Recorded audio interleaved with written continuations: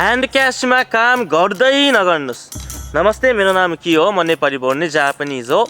आजको कुरा चाहिँ जापानमा बस्ने नेपालीहरूको लागि एकदम महत्त्वपूर्ण छ।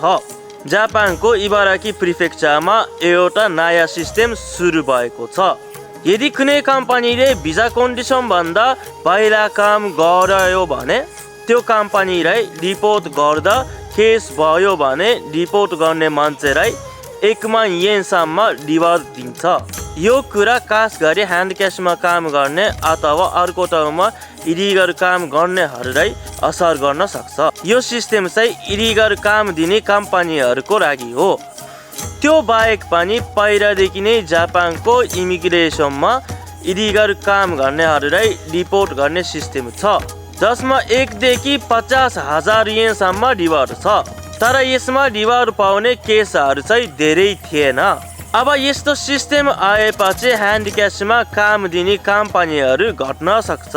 म तपाईँहरूले फोर्स गर्न खोजेको होइन, तर ह्यान्ड क्यासमा काम गर्न चाहिँ इलिगल भएकोले समस्या हुन्छ। धेरैजनाले मलाई टिकटक लाइभमा ह्यान्ड क्यास काम खोजिदिनु भनेर सोध्नुहुन्छ, तर यो कुरा चाहिँ पब्लिकमा गर्न पनि राम्रो होइन। त्यसैले यस्तो कुरा नगर्नुहोस्।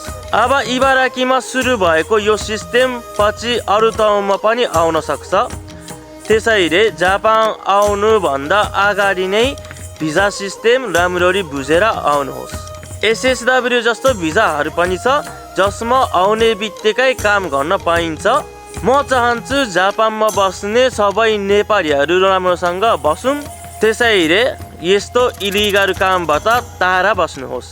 यस्तै जापानको इन्फर्मेसनको लागि फलो, लाइक, कमेन्ट गरिदिनुहोस्। धन्यवाद। नमस्ते।